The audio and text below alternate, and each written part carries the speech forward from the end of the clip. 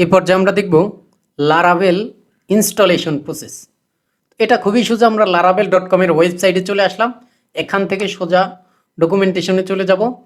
Document থেকে আমরা আমার এটা লাইট মোড করে নিই, তাহলে দেখতে সুবিধা হবে।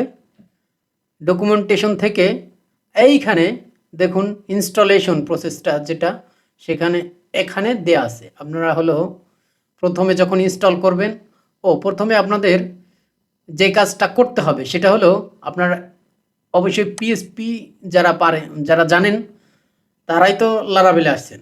তো প্রথমে আপনাদের যেটা করতে হবে, জ্যাম্প কন্ট্রোল প্যানেল থেকে এই যে উপরে দেখেন অ্যাপাচি এবং MySQL, এই দুইটা কিন্তু চালু করে রাখতে হবে। এই দুইটা চালু করে রাখতে হবে কারণ আমাদের MySQL-এ এটা ডাটাবেস ক্রিয়েট হবে। ওকে, এই দুইটা আমার চালু আছে। দেন আমাদের এখন দেখতে হবে এর সাথে কিন্তু বর্তমানে হলো লারাভেল অনেক ক্ষেত্রে নোড.js-টাকেও ইনস্টল করতে বলতেছে। নোড.js-টাও ইনস্টল করে রাখবেন। সাথে আপনি যদি প্রজেক্ট যদি আমার মতো গিটহাবে আপলোড করেন, সেক্ষেত্রে গিটটাও ইনস্টল করে রাখবেন। তো যাই হোক, আমাদের এই নতুনভাবে এটা রান করার কোনো দরকার নাই। আমরা লারাভেল অলরেডি ইনস্টল করে রেখেছি, এনভায়রনমেন্ট সেট আপ হয়ে গেছে আমাদের। দেন আমাদের এখানে ইফ অলরেডি পিএইচপি, অর্থাৎ ওইটা পিএইচপি কম্পোজার, পিএইচপি যদি আপনাদের থাকে এবং কম্পোজার যদি ইনস্টল অবস্থায় থাকে, আমাদের কম্পোজার এবং পিএইচপি দুটি ইনস্টল অবস্থায় আছে।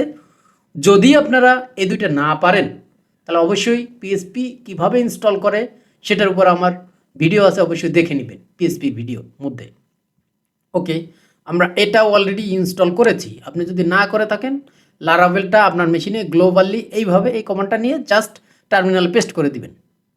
দেন আমাদের এইখানে এটা কাজ হলো ক্রিয়েট অ্যান অ্যাপ্লিকেশন। এইটা হলো কাজ। After you have install PHP composer এবং Laravel, you are ready to create new Laravel application. Okay, আমাদের যেটা করতে হবে, এই কোডটা কপি করে নেব। কপি করে নিয়ে আমরা যেইখানে আমি এই দেখেন ডি ড্রাইভের মধ্যে আমার লারাভেল অ্যাপ্লিকেশনটা আমি এখানে ইনস্টল করব, এখানে চালু করব। অনেকে বলতে পারে যে লারাভেলটা সি ড্রাইভের মধ্যে জ্যাম্পের মধ্যে থাকতে হবে। না, এই ধরনের কোনো শর্তই নাই লারাভেল এবং পিএইচপির জন্য। এই ধরনের কোনো, তবে হলে ওটা ভালো হয়। তবে এখান থেকে আপনি টার্মিনাল যেহেতু ইউজ করব, এখানে করতে পারবো। আমি লারাভেল ওয়েবসাইট থেকে কোডটা কপি করে নিয়ে আসছি। এখন আমাদের এই পর্যায়ে আমাদের টার্মিনালটা ওপেন করতে হবে। আমরা কিন্তু এখান থেকে ওপেন টার্মিনাল ইউজ করলে আমারটা কনফিগার করা আছে, আপনাদেরটা নাও থাকতে পারে। সেক্ষেত্রে আমি অন্যভাবে দেখাচ্ছি। এখানে মোর প্রপার্টিতে ক্লিক করে এই দেখুন এখানে ওপেন গিট বাশ। অবশ্যই আপনারা এইভাবে কাজ করলে, অর্থাৎ সি ড্রাইভ ছাড়া অন্য যেই কোনো জায়গায় কাজ করলে অবশ্যই আমি আশা করি এই গিট বাশ ইউজ করে কাজ করবেন। তাহলে আপনাদের কোনো প্রবলেমে পড়তে হবে না। কারণ আপনার টার্মিনালটা আমি এর আগে একটা প্রজেক্ট রান করেছিলাম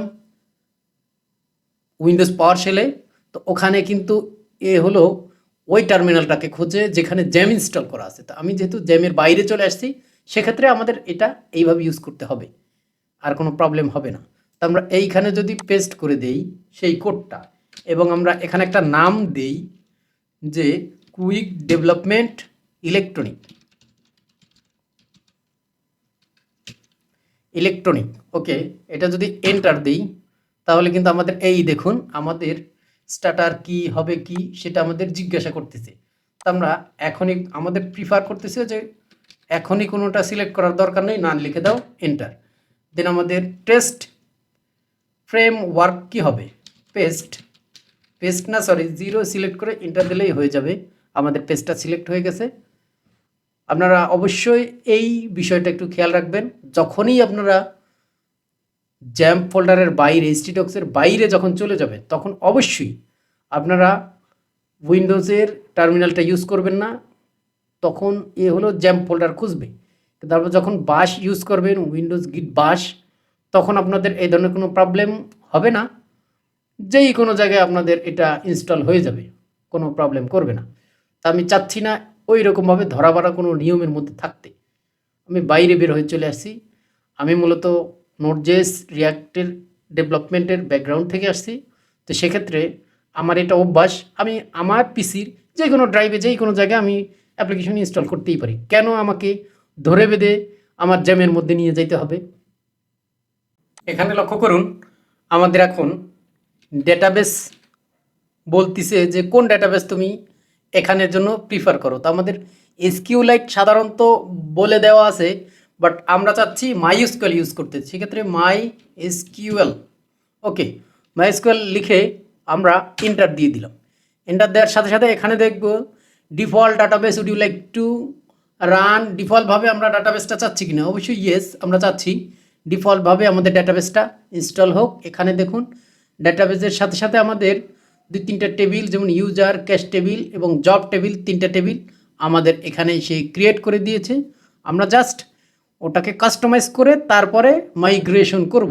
কাস্টমাইজ না করে মাইগ্রেশন করলে পরবর্তীতে আমাদের আবার আলাদা করে মাইগ্রেশন ফাইল ক্রিয়েট করে ডেটাবেসে আমাদের এক্সট্রা যে আলাদা যে ডেটাগুলো, ডেটা বলতে আমাদের যে আলাদা যে ফিল্ডগুলো, আরও কিছু ফিল্ড ওনাদের ডিফল্ট ফিল্ডের বাইরে থেকে আমরা রাখতে চাচ্ছি, সেগুলো এর সাথে ইনক্লুড করতে হবে।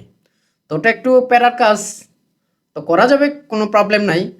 যখন কোনো প্রবলেম আসবে তখন তো আমাদের এটা বিল্ড টাইমে আমাদের আরেকবার রিফ্রেশ করতে হবে মাইগ্রেশনটা, তো তখন প্রবলেমটা হবে। এই জন্য আমরা কোনো ঝামেলা যেতে চাচ্ছি না, যেহেতু আমরা বিগিনার। সেক্ষেত্রে আমরা প্রথমবারেই মাইগ্রেশন করার আগেই সব টেবিলগুলো ঠিকঠাক করে নেব। এখানে লক্ষ্য করুন, আসলে আমাদের এই কাজটার জন্যই আমি মূলত বলেছি যে আপনাদের নোটজেসটা ইনস্টল করে রাখতে হবে। এখানে would you like to run npm install আর npm রান বিল্ড, এটা হলো আমরা করতে চাচ্ছি কিনা। তো ডিফল্টভাবে করতে বলতেছে, আমরা ইয়েস করে রেখে দিই, কোনো প্রবলেম নাই। আমাদের আমরা তো ব্লেড টেমপ্লেটেই ব্যবহার করব, কোনো সমস্যা নাই। তো আমাদের যেহেতু নোট আছে, ইয়েস করে রেখে দিলাম। তো লারাভেল 12 এর সাথে এই বিষয়গুলো চলে আসছে।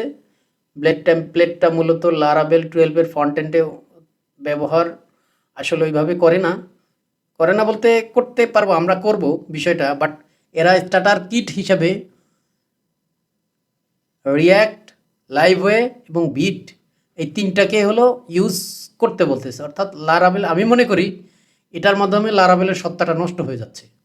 লারাভেলের যে নিজস্ব সত্তা আছে সেটাকে নিজেকে নিয়ে যাচ্ছে হলো ব্যাকএন্ডে, আর ফ্রন্ট এন্ডে রিয়্যাক্ট, ভিউ, তারপর লাইভওয়ের অবশ্যই লারাভেলেরই ফ্রেমওয়ার্ক, পিএইচপির এই ফ্রেমওয়ার্ক ওখানে ব্যবহার করতে পারেন, ওটা যদি জানা থাকে। তা আমি চাচ্ছি যে শুধু লারাভেল ব্লেড টেমপ্লেট যেহেতু আমাদের আছে, ওটা কি দরকার। তো যাই হোক, বলতে বলতে আমাদের অ্যাপ্লিকেশনটা কিন্তু ক্রিয়েট হয়ে গেছে। এখন আমাদের যেটা করতে হবে, এইখানে দেখুন বলে দিছে যে সিডি করে যেতে হবে এবং এটাকে এইভাবে রান করতে হবে। তো আমরা সেটা করি, সিডি করে কিউডি ইলেকট্রনিক, ওকে, এন্টার দিলাম, এই ডিরেক্টরির ভিতর ঢুকলাম। দেন আমাদের কি করতে হবে, composer run dep, then enter দিলাম।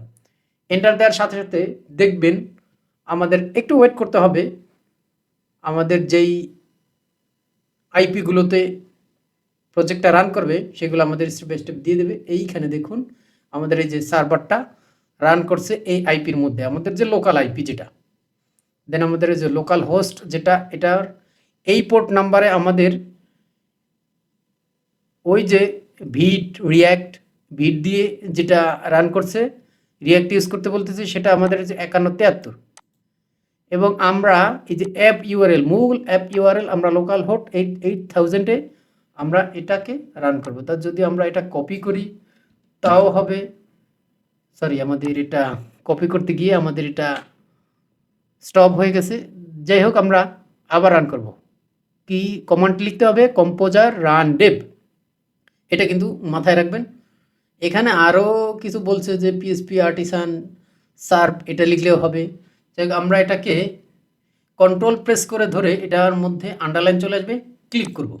ক্লিক করলে আমাদের যেই ব্রাউজার চালু আছে এটাতে রান করবে। দেখুন আমাদের অ্যাপটা সাকসেসফুলিভাবে রান হয়েছে, সেটা আমরা এখানেই দেখব। যেহেতু এত কষ্ট করে আমরা এটা বিল্ড করলাম, আমরা অনেক কিছু দেখার পরে এখন আমাদের প্রজেক্টটা দেখতেছি বর্তমানে এই অবস্থায় আছে আমাদের ভিউটা। তো পরবর্তীতে আমরা স্টার্টার কি যুক্ত করব এবং অথেন্টিকেশন সিস্টেমটা প্রথমে ম্যানেজ করব। নেক্সট পর্বে অথেন্টিকেশন সিস্টেমটা আমরা দেখব। আমাদের অলরেডি অ্যাপ্লিকেশনের সাথে আলাদাভাবে টেলউইন ইনস্টল করতে হবে না। টেলউইন লারাভেল 12-এ আমাদের অলরেডি ইনস্টল করেই দেয়, এক্সট্রাভাবে কোনো সিডিএন ফাইল টাইল কিছু কানেক্ট করতে হবে না। তো পরবর্তী পর্বে দেখবেন আপনারা লারাভেলের একটা স্টার্টার কিট আমরা ব্যবহার করব, যেটা মূলত 11 যে ভার্সনটা ছিল সেটাতে সাপোর্ট করে, মানে সেটার জন্য প্রিফার ছিল, 12এও সাপোর্ট করে। তো ব্রিজ স্টার্টার কিটা ব্যবহার করলে অনেক সুবিধা, অনেক কিছু শিখতে পারবেন ওখান থেকে। আমি স্টেপ বাই স্টেপ বিষয়গুলো দেখাবো। ধন্যবাদ, আল্লাহ হাফিজ।